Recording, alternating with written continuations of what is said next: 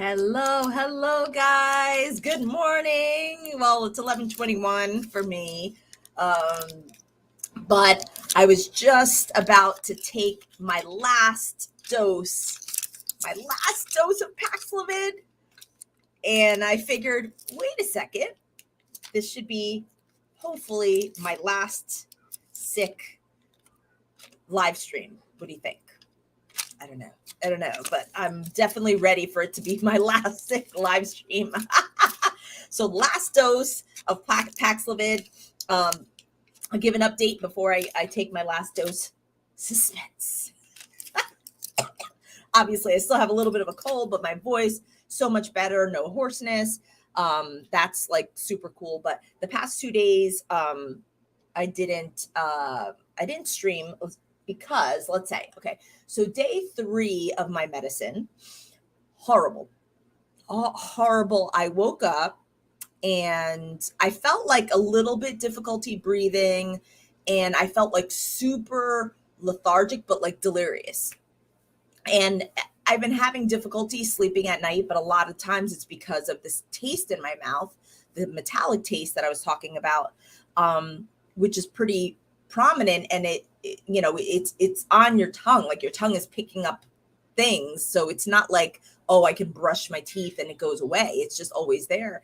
So I would try candy. If I ate too much candy at night, that would keep me up. And then I would try a chocolate. I have this dairy-free chocolate. By the way, I find some of my videos recently have been like all commercials. If I was only getting anything as a result of that. But this Choco Love, dairy-free, gluten-free, dark chocolate with almonds and sea salt, I order it by like 10 bars at a time from Whole Foods. And it's amazing and dairy-free. But anyway, so this is good because even though it's dairy-free, it still has like cocoa butter. It still has that creamy vibe, and it would cover my taste buds for a decent amount, but not good at night, when you're trying to sleep and then you eat chocolate. So that wasn't working. And then my friend Lisa had introduced me to these like poppers. Have you guys had these like popcorners or something like that? Anyway, they're like popcorn. It's like in a chip or whatever. So there's one that's sea salt and kettle corn. And so I was trying that at night because at least that wasn't sugar. Gum is really the best and not minty, but the kind of any sort of berry gum that's been the best. But anyway, point is difficulty sleeping. So, and then that night, so this is day 3 of my medicine. That night before, Mila was coughing, so she came into bed with me, and poor Michael is sleeping in the basement. He's like quarantined in the basement except for coming up to eat or doing stuff outside, which he has been doing a lot of stuff outside. So Mila comes in. Lewis is like crying in the middle of the night or whatever, and I kind of get stuck like taking care of them because I have COVID, they have COVID, and such. So anyway, doesn't help when you need sleep and got the COVID babies. But anyway, so I wake up, and of course I don't want to ask anybody for help. I feel really, really bad. My mom is taking care of the kids. Thank goodness she's here. Ellen is feeling better finally. So she's coming over as well. And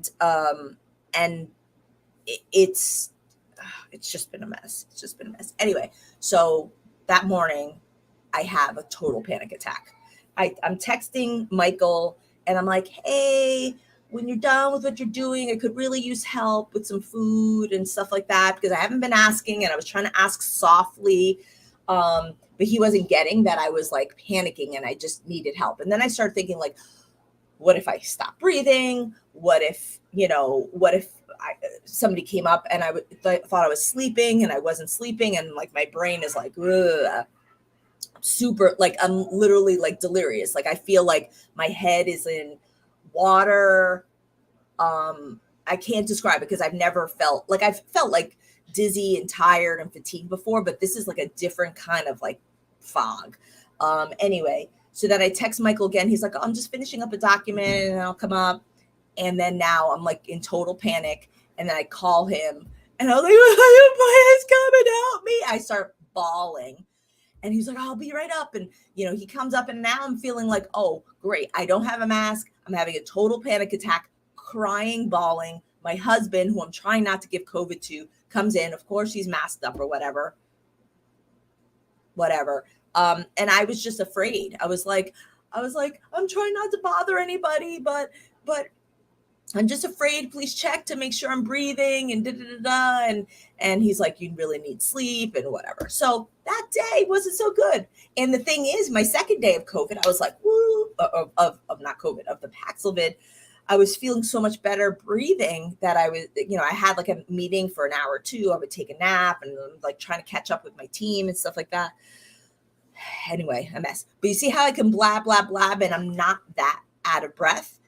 That's the amazingness. If you know of anybody who has COVID and has very severe symptoms, especially the breathing situation, because the intention is, this is emergency use approval only. And it's really, they typically only give it to people over 65, I think.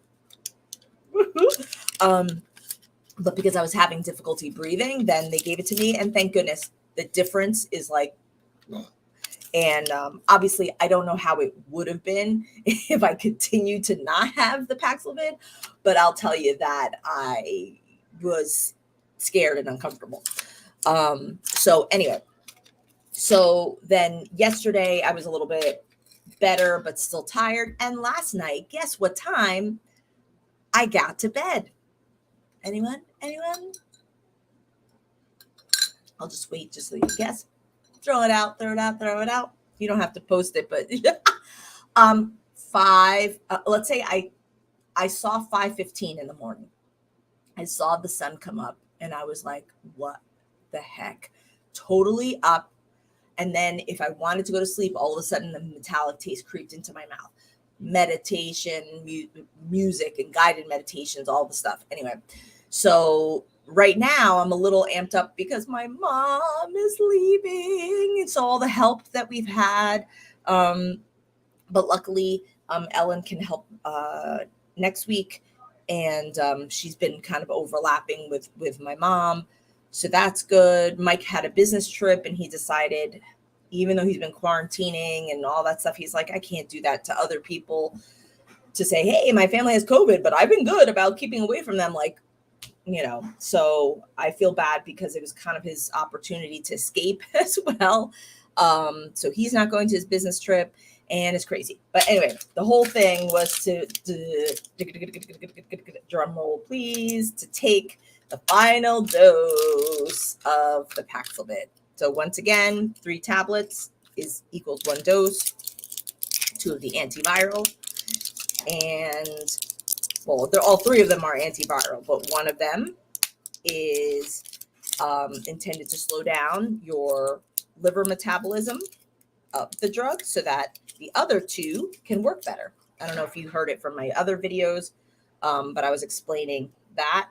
So the 2 orangey pills, which kind of don't look orangey here, but 2 pinky orangey pills, they're the active antiviral.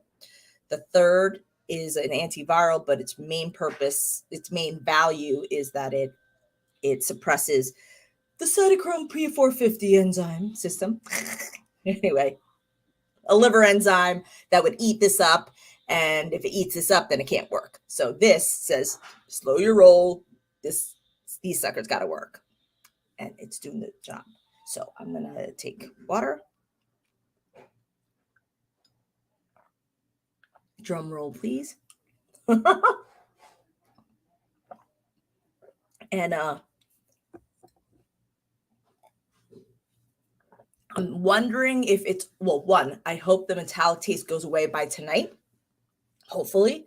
And I'm kind of wondering if the Paxlovid is giving me a little insomnia. So I was going to research that. Should have researched it last night. But once again, it's like brain's not clear, trying to watch movies that I know Mike wouldn't watch. Couldn't think of it. I'm watching like Scientology and UFO stuff.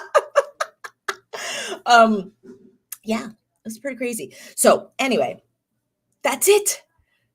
Hopefully I am free of the Paxlovid. I will check in though, because I'm a little worried about this rebound thing. So apparently, if you take this, like, it's like cutting down on the replication of the virus in your body, right? Like really quickly. So it's like good. But if your body hasn't had enough time to actually like fight the remaining, right? Once you have the medicine done, the virus can replicate really fast again. It's the kind of the same thing that happens, by the way, if you don't take all of your antibiotic, right? So some people are like, oh, I feel better. I don't have to take the full 10 days or 7 days or 14 days, whatever it is for that particular antibiotic. You feel like you're okay. But then what happens is you stop taking it way too early, and then there's enough bacteria to just replicate again, and then you get sick again, and possibly even worse, because now whatever's left is the bacteria that wasn't killed by that antibiotic, right? So anyway, so there's a little bit of questioning as to whether 5 days is sufficient, but there isn't enough data to support more than 5 days of treatment.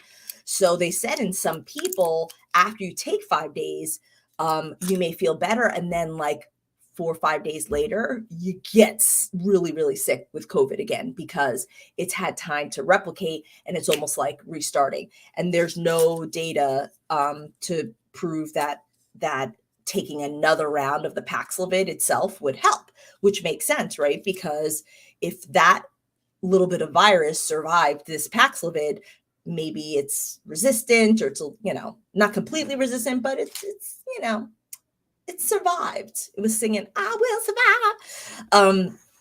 So anyway, yeah, so we'll see. So I will check in like 4 or 5 days. I'm hoping that's not the case. And I'll take my vitamin D and zinc and vitamin C and elderberry and all that jazz to keep my immune system pumping. And I'm kind of glad that Michael isn't going on his business trip, in case I really decline, then he'll be here as well. But hopefully that's not the case. But I just wanted to share this just because I think it's interesting. I'm super curious person. I think that information and education is rocket fuel. That's why I love to do the Rocket Fuel podcast. This is definitely off of what I typically would do. But I figured I would share my experience, and hopefully it'll provide some information to you and to your colleagues if you share it and such. But the Rocket Fuel podcast is about up-leveling your life by learning about all these wonderful people that are out there that do really cool things. So I am preparing season 2, a little plug. And there's some really, really cool guests that we're having.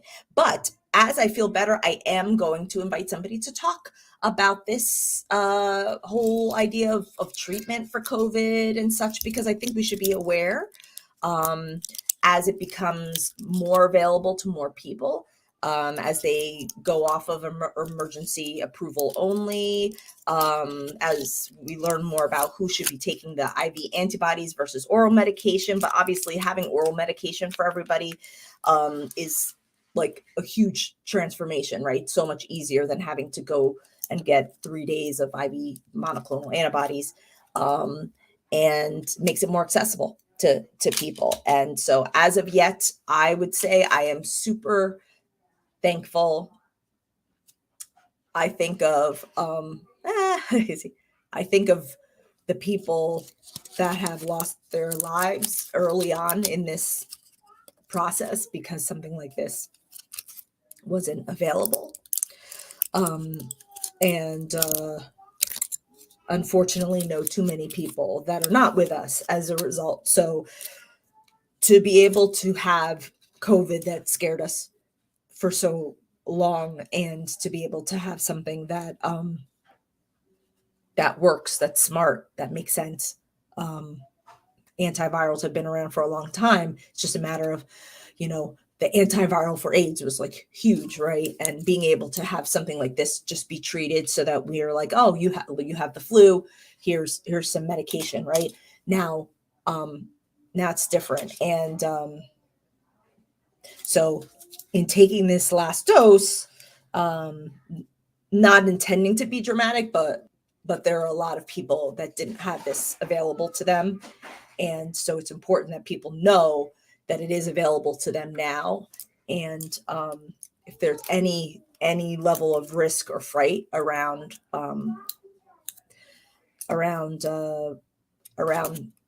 being sick, that you should talk to a doctor about it. So with that being said, thank you very much.